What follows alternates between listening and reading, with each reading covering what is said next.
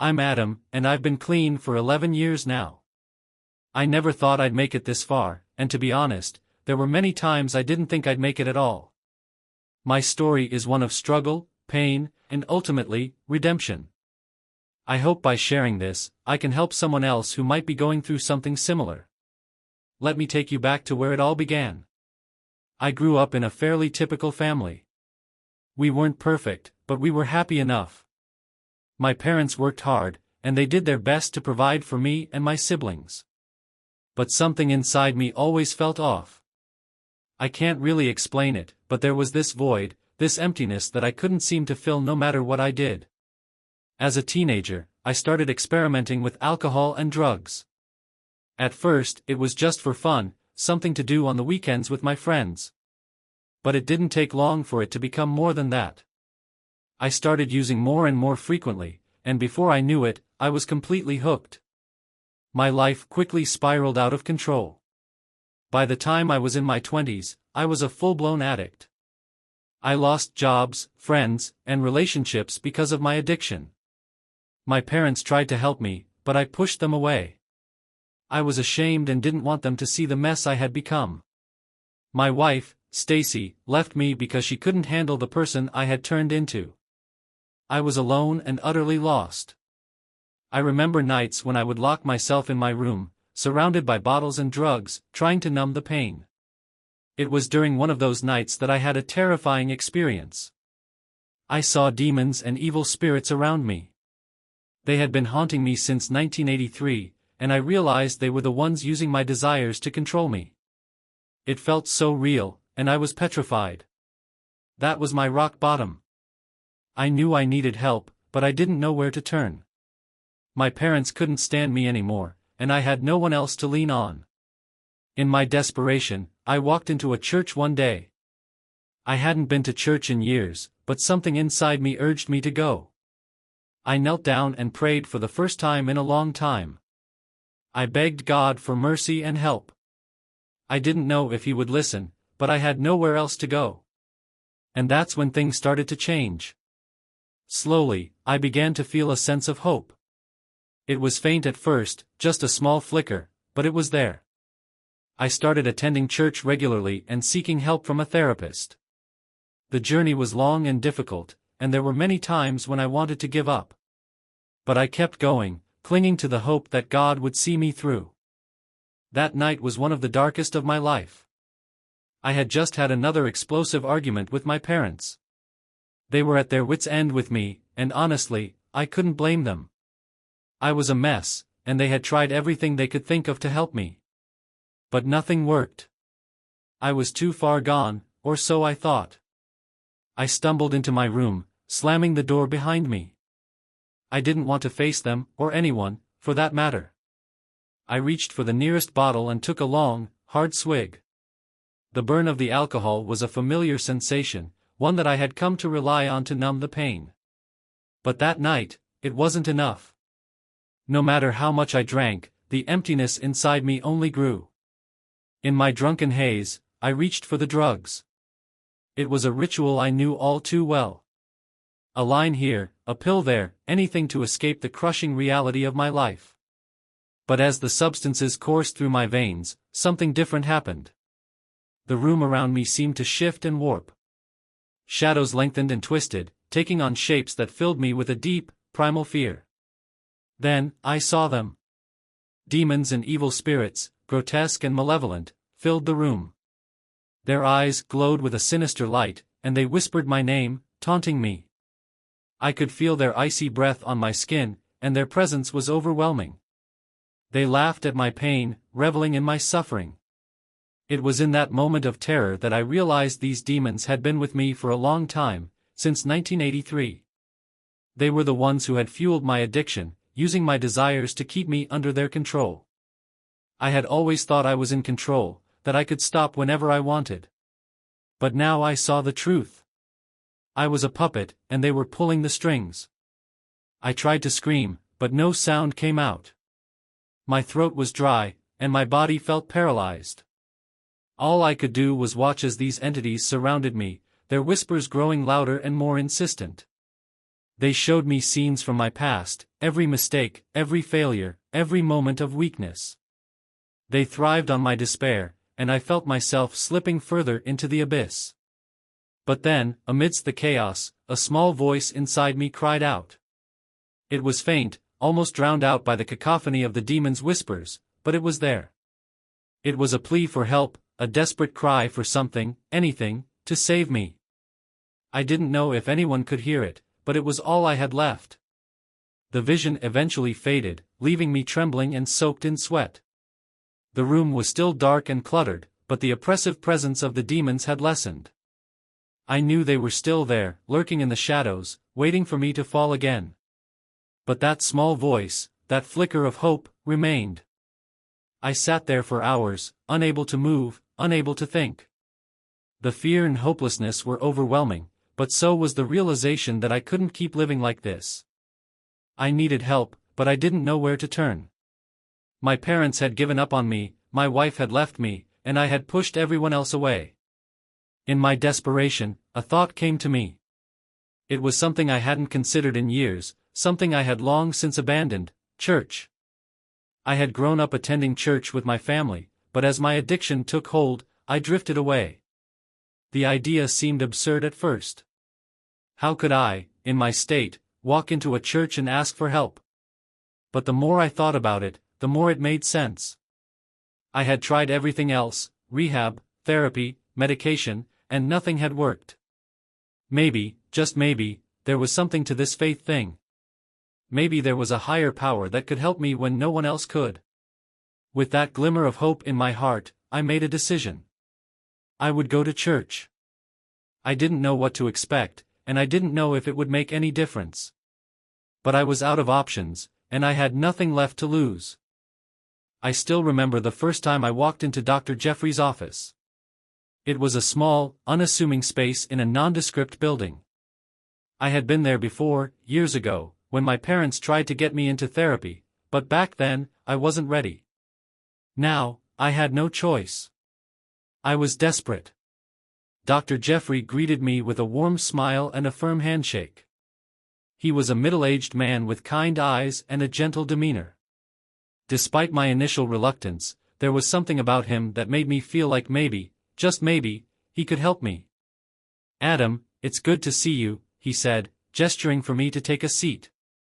"I understand things have been tough for you." I nodded, unable to meet his gaze. The room felt stifling, and I could feel the weight of my shame pressing down on me. Dr. Jeffrey waited patiently, giving me the time I needed to collect my thoughts. "Why don't you tell me what's been going on?" he prompted gently. I took a deep breath and began to speak. At first, the words came out in a rush, tumbling over each other as I tried to explain the mess my life had become. I told him about my addiction, my failed relationships, and the demons that haunted me. As I spoke, I felt a strange mix of relief and fear. It was the first time I had laid it all out in front of someone, and it was both liberating and terrifying. Dr. Jeffrey listened intently, nodding occasionally and taking notes. He didn't interrupt or judge, which helped me feel more at ease. When I finished, there was a long silence. I stared at the floor, waiting for his reaction. "Adam," he said finally, "I want you to know that you're not alone in this. What you're experiencing is incredibly difficult, but it's not insurmountable. We can work through this together, one step at a time." His words were comforting, but I couldn't shake the feeling of hopelessness. I had been down this road before, and nothing had worked. What made this time any different? "I don't know if I can do this," I admitted, my voice barely above a whisper. "I've tried so many times, and I always end up right back where I started." Dr. Jeffrey leaned forward, his expression earnest. "Recovery is a journey, not a destination. It's okay to stumble along the way. What matters is that you keep trying. We'll take it one day at a time, and we'll find the right path for you." I nodded again, not fully convinced but willing to give it a shot. I didn't have many options left, and something in me wanted to believe that this time could be different. The first few sessions were rough. Dr. Jeffrey and I delved into my past, uncovering painful memories and deep-seated fears. It was like opening old wounds, and there were times when I wanted to walk out and never come back. But Dr. Jeffrey was patient and persistent, guiding me through the darkness with compassion and understanding. We talked about my childhood, my relationship with my parents, and the events that had led me to addiction. Dr. Jeffrey helped me see patterns in my behavior, showing me how my need to escape and my fear of failure had driven me to substances. It wasn't an easy process, and there were many moments of resistance. I often felt like giving up, convinced that the demons inside me were too powerful to overcome. One particularly difficult session stands out in my memory. We were discussing the night I saw the demons and evil spirits in my room. I had never told anyone about that experience, and speaking about it out loud made it feel all too real. I could see the skepticism in Dr. Jeffrey's eyes, but he didn't dismiss my fears. Adam, our minds can play tricks on us, especially when we're under the influence of drugs and alcohol, he explained. But that doesn't mean your experience wasn't real to you. It's important to acknowledge what you felt and find a way to work through it. His words made sense, but they didn't make the fear go away. I still saw those demons in my nightmares, and sometimes, I felt their presence even when I was awake. Dr. Jeffrey suggested we try a combination of cognitive behavioral therapy and mindfulness exercises to help me manage my anxiety and fear. It was a slow process, but over time, I began to see small improvements. Outside of therapy, I continued to attend church regularly. The sense of community and the spiritual support I found there were invaluable. My faith grew stronger with each passing day, and I started to believe that maybe, just maybe, God was watching over me. One Sunday, after service, I stayed behind to speak with Pastor James. He had been a guiding light for me since I started attending the church, and I trusted his wisdom. "Pastor, I've been struggling with these visions of demons and evil spirits," I confessed. "I feel like they're always lurking, waiting for me to slip up." Pastor James looked at me with compassion. "Adam, the battle against evil is a spiritual one. It's not just about what you see or feel, it's about the strength of your faith and the power of God's love. Continue to pray and trust in God. He will give you the strength to overcome these challenges." His words resonated with me. I realized that my recovery wasn't just about therapy and support groups, it was about building a strong spiritual foundation. With Pastor James's guidance, I began to incorporate more prayer and scripture reading into my daily routine. It wasn't a magic cure, but it provided me with a sense of peace and purpose. My journey was far from over, and there were still many battles to be fought. But with the combined support of Dr. Jeffrey, Pastor James, and my growing faith, I felt more equipped to face the challenges ahead. The demons and evil spirits that once held me captive were losing their grip, and I was starting to reclaim my life. After my initial sessions with Dr. Jeffrey and the growing support I found at church, I felt an undeniable pull towards something greater, something beyond myself.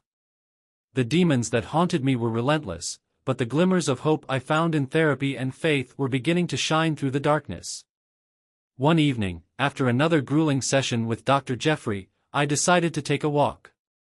It was a cold, clear night, and the stars seemed to shine a little brighter, as if offering some distant promise of hope. My feet seemed to guide me on their own, and before I knew it, I found myself standing in front of a small chapel in my neighborhood. It was a place I had avoided for years, too ashamed to set foot inside. The chapel was quiet, its wooden doors slightly ajar.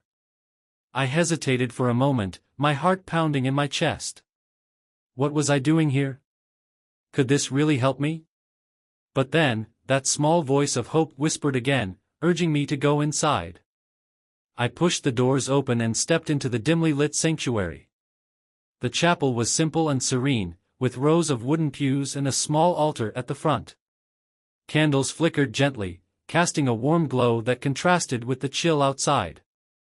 I walked slowly down the aisle, my footsteps echoing softly in the silence. When I reached the front, I knelt down, feeling the rough wood of the pew against my knees. I closed my eyes and took a deep breath. It had been so long since I had prayed, and I wasn't even sure I remembered how. But in that moment, words began to spill from my heart, raw and unfiltered. "God, I don't know if you're listening," I whispered, my voice trembling. I've made so many mistakes. I've hurt the people I love, and I've hurt myself. I'm lost, and I don't know what to do. Please, if you're out there, help me. Show me the way. Have mercy on me. Tears streamed down my face as I poured out my soul. I confessed my fears, my regrets, and my desperate longing for something more. I spoke of the demons that haunted me, the addiction that consumed me, and the emptiness that gnawed at my heart. It was a painful, cathartic release, and with each word, I felt a small burden lift from my shoulders. As I knelt there, a sense of peace began to wash over me. It was subtle at first, like a gentle breeze, but it grew stronger, enveloping me in a warm embrace. I felt a presence beside me, not physical, but spiritual. It was as if God Himself was there, listening to my every word, offering comfort and solace. I stayed in the chapel for what felt like hours, lost in prayer and reflection. I remembered passages from the Bible that I had learned as a child, words of hope and redemption that now took on new meaning. "Come to me, all you who are weary and burdened, and I will give you rest," Jesus had said. And in that moment, I believed it. When I finally left the chapel, the night air felt different. It was still cold, but it no longer chilled me to the bone. I walked home with a newfound sense of purpose. I knew that my journey was far from over, but I also knew that I was not alone. God was with me, and He had heard my plea. The next day, I made a commitment to deepen my spiritual practice. I started each morning with prayer, asking God for strength and guidance. I read the Bible, seeking wisdom and understanding. And I continued to attend church, drawing strength from the community of believers who supported me. My sessions with Dr. Jeffrey also took on a new dimension. With his help, I began to see my struggles not just as psychological battles, but as spiritual ones. We talked about the power of faith, the importance of forgiveness, and the need to let go of the past. It wasn't easy, and there were many days when I felt like I was fighting a losing battle. But I kept going, driven by the hope that God had a plan for me. One particularly challenging day, I found myself back in the chapel. I was overwhelmed by the weight of my past, the memories of my failures pressing down on me. I knelt again at the altar, tears streaming down my face. "God, I can't do this alone," I cried. "Please, give me the strength to keep going. Show me the way." As I prayed, I felt a warmth spread through my chest, a gentle reassurance that I was not alone. The words of Isaiah came to mind, "Do not fear, for I am with you, do not be dismayed, for I am your God. I will strengthen you and help you, I will uphold you with my righteous right hand." I left the chapel that day with a renewed sense of determination. I knew that the road ahead would be difficult, but I also knew that I had the support of my faith, my therapist, and my church community. With their help, I was slowly but surely finding my way out of the darkness. A few months into my journey of recovery, Pastor James invited me to attend a spiritual retreat organized by the church. He explained that it would be an opportunity to disconnect from the chaos of everyday life and focus on my relationship with God. At first, I was hesitant. The idea of spending an entire weekend in intense reflection and prayer seemed daunting. But Pastor James assured me that it would be a transformative experience, so I decided to give it a try. The retreat was held at a secluded retreat center surrounded by nature. As soon as I arrived, I felt a sense of peace wash over me. The air was crisp and fresh, and the tranquil surroundings provided the perfect setting for introspection and healing. The retreat center was simple but comfortable, with a chapel, a dining hall, and several small cabins where the participants would stay. The first evening began with a welcome session in the chapel. The room was filled with people, all of whom were seeking their own form of spiritual renewal. Some were there to overcome personal struggles, others to deepen their faith. As I looked around, I realized that I was not alone in my journey. We were all there for a common purpose, to find strength and solace in our faith. Pastor James welcomed everyone and introduced the theme of the retreat, finding freedom in faith. He spoke about the importance of letting go of our burdens and trusting in God's plan for our lives. His words resonated deeply with me. I had been carrying the weight of my past for so long, and it was time to release it. The following day was filled with various activities, including group discussions, personal reflection time, and prayer sessions.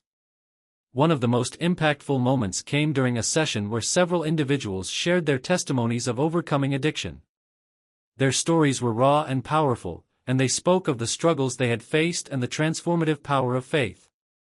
One story in particular stood out to me. A man named David shared how he had battled with alcoholism for years. He described the darkness he had lived in, the relationships he had destroyed, and the countless times he had tried to quit but failed. It was a story that mirrored my own in many ways. But then David spoke of the moment he surrendered his life to God, how he had reached out in desperation and found a strength beyond his own. He described the gradual but profound changes that took place in his life, the healing of his relationships, and the peace he had found in his faith. As I listened to David's testimony, I felt a stirring in my heart. His story gave me hope. If he could overcome his addiction and find a new path, maybe I could too. I realized that I had been trying to fight my battles alone, relying on my own strength, which had proven to be insufficient. It was time to fully surrender, to let go of my pride and place my trust in God. That evening, there was a special prayer service in the chapel. The atmosphere was filled with a palpable sense of reverence and anticipation. As we gathered, Pastor James invited anyone who felt led to come forward for prayer. My heart pounded in my chest as I debated whether to go. The demons of doubt and fear whispered in my ear, telling me that I wasn't worthy, that I couldn't change. But then I remembered David's story, and I knew what I had to do. With trembling legs, I made my way to the front of the chapel. As I knelt at the altar, tears streamed down my face. I felt a hand on my shoulder and looked up to see Pastor James standing beside me, his eyes filled with compassion. "Adam, what would you like us to pray for?" he asked softly. I took a deep breath, my voice shaking. I want to surrender my life to God. I want to be free from my addiction and the demons that haunt me. I need His strength to overcome this. Pastor James nodded and began to pray, his words powerful and heartfelt. As he prayed, I felt a warmth spread through my body, a sensation of being enveloped in divine love. The weight of my burden seemed to lift, replaced by a sense of peace and hope. It was a moment of profound spiritual awakening, a turning point in my journey. After the prayer service, I felt lighter, as if a heavy burden had been lifted from my shoulders. I spent the rest of the retreat immersing myself in the activities, absorbing every word, and reflecting deeply on my faith. Each session, each prayer, and each moment of silence brought me closer to God. When the retreat ended, I returned home with a renewed sense of purpose. I knew that the journey ahead would be challenging, but I was no longer walking it alone. I had the support of my faith, my church, and a newfound community of believers who understood my struggles. The real test came in the days and weeks that followed. The demons and temptations didn't disappear overnight. There were moments of doubt and weakness, but I held on to the strength I had found at the retreat. I continued to pray daily, seeking God's guidance and strength. I stayed connected with Pastor James and the church community, finding solace in their support and encouragement. My sessions with Dr. Jeffrey also took on a new dimension. We began to incorporate spiritual practices into our therapy sessions, exploring the connection between my faith and my mental health. It was a holistic approach that addressed both my psychological and spiritual needs. One particular breakthrough came during a session where Dr. Jeffrey and I discussed forgiveness.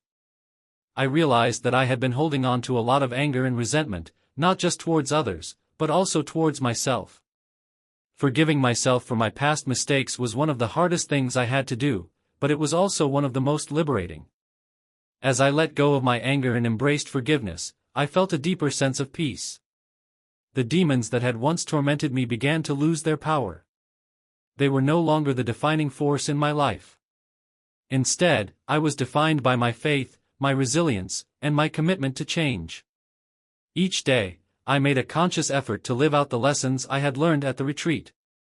I focused on rebuilding my relationships, starting with my parents. I reached out to them, apologizing for the pain I had caused and asking for their forgiveness. It was a difficult conversation, filled with tears and raw emotions, but it was also a healing one. We began the process of mending our relationship, step by step. My relationship with Stacy was another area that required healing. We had been through so much, and I knew that regaining her trust would take time. I approached her with humility and honesty, sharing my journey and my commitment to change. Slowly, we began to rebuild our connection, laying a foundation of trust and understanding. As the months went by, I continued to see the fruits of my decision to surrender to God. My life was far from perfect, and there were still challenges to overcome, but I faced them with a strength that came from my faith. The demons and evil spirits that had once controlled my life were no longer in charge. I was on a path of healing and redemption, guided by a higher power. Looking back, I am grateful for that moment of revelation at the retreat. It was a turning point that set me on a new course, one filled with hope and possibility. My journey is ongoing, and I know there will be more obstacles ahead. But with God by my side, I am confident that I can face whatever comes my way. Returning home after the retreat was like stepping into a new world. My bedroom, once a den of despair, was now a sanctuary of hope. I had cleared out the remnants of my addiction, the bottles, the drugs, the reminders of my past. In their place, I had set up a small altar with a Bible, a cross, and a candle. It was a simple setup, but it represented a profound transformation in my life. Despite the changes, the battle was far from over. The demons and evil spirits that had once tormented me were not gone completely. They lingered in the shadows, waiting for moments of weakness to resurface. But I was no longer the same person who had been at their mercy. I was armed with faith, and I was determined to fight. The first major test came shortly after my return. I had been having a good day, feeling optimistic and strong. I had spent the morning in prayer and reflection, and the afternoon with Stacy, working on rebuilding our relationship. We had a long way to go, but we were making progress. That evening, however, the familiar feelings of anxiety and temptation began to creep in. I could feel the shadows closing in, the whispers of doubt and fear growing louder. It was a sensation I knew all too well, one that had led me down dark paths before. Instead of giving in, I reached for my Bible and opened it to a passage that had given me comfort during the retreat. Psalm 23, "The Lord is my shepherd, I shall not want. He makes me lie down in green pastures.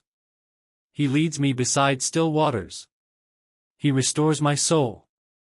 I read the words aloud, letting their meaning wash over me. As I did, the darkness seemed to recede, replaced by a sense of peace. I knelt by my bed and prayed, asking God for strength and guidance. "Lord, I know the road ahead is difficult, and the demons of my past are still lurking. But I trust in you. I know you will give me the strength to overcome them." As I prayed, I felt a warmth spread through my body, a reassurance that I was not alone. The power of that moment was profound. It wasn't just about resisting temptation, it was about reaffirming my commitment to my faith and my recovery. I went to bed that night feeling stronger and more resolved than ever. The days that followed were a mix of highs and lows. There were moments of clarity and peace, where I felt God's presence strongly, guiding me through my daily challenges. But there were also moments of doubt and fear, where the shadows of my past loomed large. One particularly challenging day came when I ran into an old friend from my past life.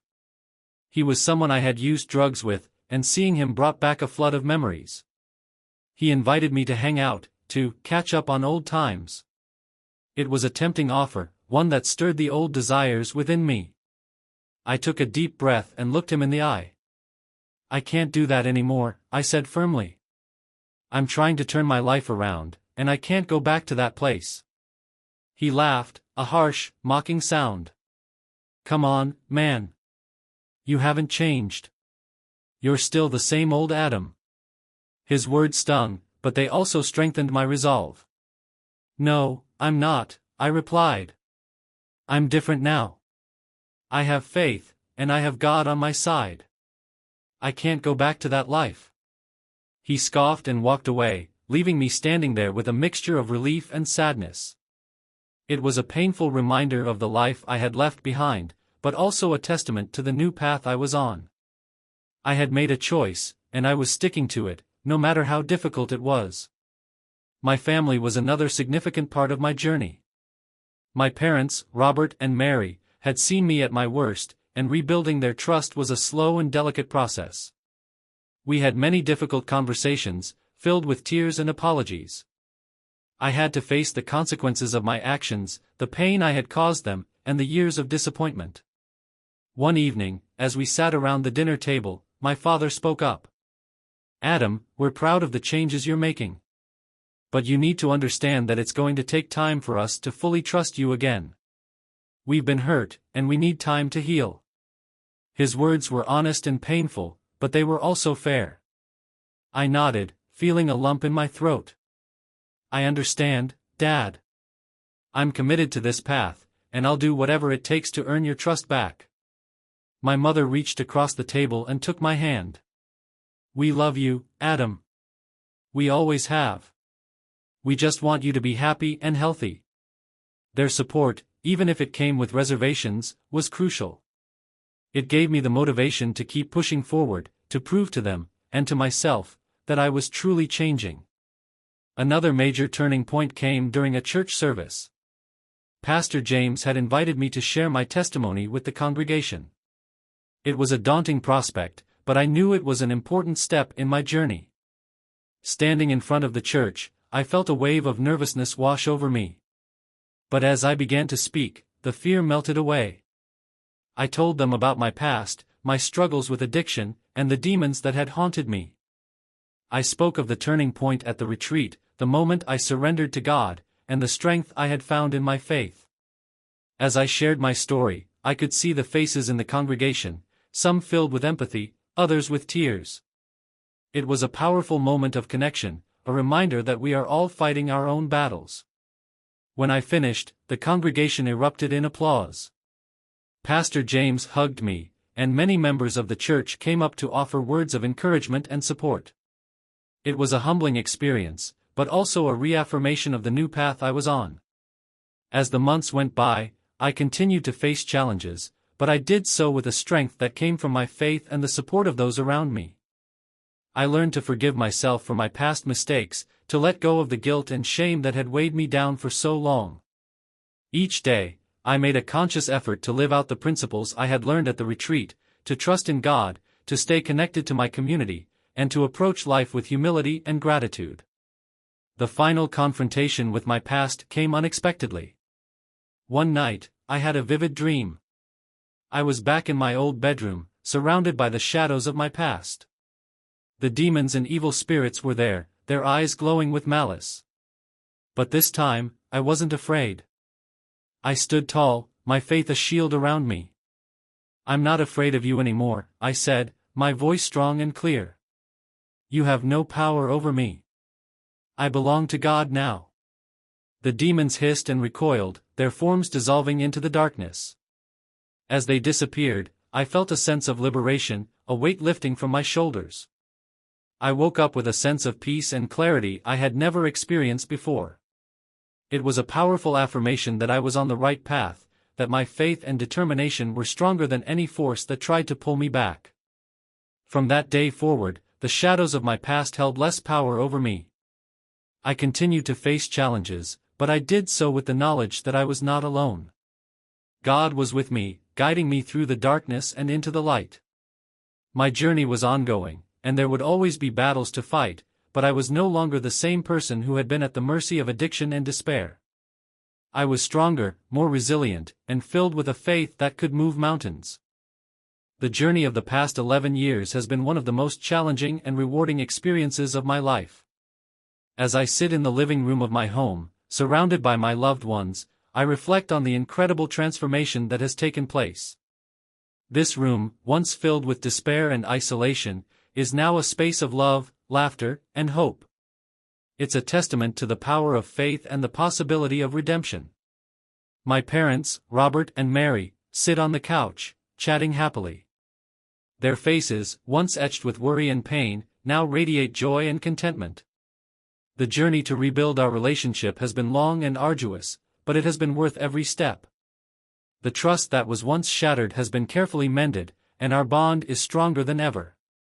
We have found healing in honesty, forgiveness, and unwavering support for one another. Stacy, my wife, is in the kitchen, preparing dinner. Her presence in my life is a constant reminder of the power of love and the possibility of second chances. Rebuilding our relationship was no small feat. It required patience, understanding, and a willingness to confront the painful past we shared. But through it all, we have emerged stronger and more united. Our marriage is now built on a foundation of trust, mutual respect, and a shared commitment to our faith. As I watch them, I can't help but feel a deep sense of gratitude. The peace I feel today is a stark contrast to the turmoil that once consumed me. The demons and evil spirits that haunted me for so long have been vanquished, replaced by a profound sense of purpose and serenity. This transformation didn't happen overnight. It was the result of years of hard work, prayer, and unwavering faith. One of the most significant moments of resolution came during a recent family gathering. We had invited friends and extended family to our home for a celebration of my 11th year of sobriety. It was a joyous occasion, filled with laughter, music, and heartfelt conversations. As the evening progressed, I found myself standing in front of everyone, reflecting on my journey. "Thank you all for being here," I began, my voice steady but filled with emotion. These past 11 years have been a testament to the power of faith, love, and community. I wouldn't be here today without the support of each and every one of you. I looked around the room, meeting the eyes of my parents, Stacy, Pastor James, Dr. Jeffrey, and so many others who had played a crucial role in my recovery. "I want to share something with you," I continued. "There were times when I didn't think I'd make it. Times when the darkness seemed too overwhelming. But it was in those moments that I turned to God, and He gave me the strength to keep going." Tears welled up in my eyes as I spoke. I've learned that no matter how deep the darkness, there is always hope. God's love is a powerful force, capable of transforming even the most broken of lives. If my story can inspire just one person to hold on, to keep fighting, then it's all been worth it. The room erupted in applause, and I felt a wave of warmth and support wash over me. It was a moment of closure, a celebration of the journey we had all been on together. It was also a reminder that my story was not just about me, it was about the power of community and the impact we can have on one another's lives. In the days that followed, I continued to embrace my new life with gratitude and purpose. I became more involved in my church, volunteering for various outreach programs and supporting others who were struggling with addiction. Sharing my story became a way to give back, to offer hope to those who were where I once was. My sessions with Dr. Jeffrey evolved as well. While we continued to address any lingering issues, our focus shifted to maintaining my mental and emotional well-being. We explored new goals and aspirations, finding ways to channel my experiences into positive actions. It was a holistic approach that reinforced the idea that recovery is a lifelong journey. One of the most fulfilling aspects of my new life has been mentoring others who are struggling with addiction. Through the church and various support groups, I've had the opportunity to share my story and offer guidance to those who are just beginning their journey. It's incredibly rewarding to see others find their own strength and begin to heal. My relationship with Stacy continues to thrive. We've learned to communicate openly and honestly, and our bond has only deepened over the years. We support each other's dreams and work together to create a loving and nurturing home. Our faith is at the center of our relationship, guiding us through challenges and celebrating our successes. Looking back on my journey, I am filled with a sense of awe at the transformation that has taken place. The man who was once lost in addiction and despair is now a beacon of hope and resilience. My life is a testament to the power of faith, the strength of community, and the possibility of redemption. I know that challenges will continue to arise, and there will always be battles to fight. But I am no longer afraid. I face each day with confidence, knowing that I am not alone. God is with me, guiding me through the ups and downs, and I have a strong support system that I can rely on. As I sit in my living room, reflecting on the journey I've been through, I am filled with gratitude. I am grateful for the second chance at life, for the love and support of my family, and for the faith that has sustained me through it all. My story is far from over, and I look forward to the future with hope and excitement. To anyone reading this who is struggling with their own demons, I want you to know that there is hope. No matter how dark things may seem, there is always a way forward. Reach out for help, lean on your faith, and never give up. Your story can change, just as mine did. And remember, you are not alone. Thank you for taking the time to read my story. I hope it can make a difference in someone's life. God bless you all.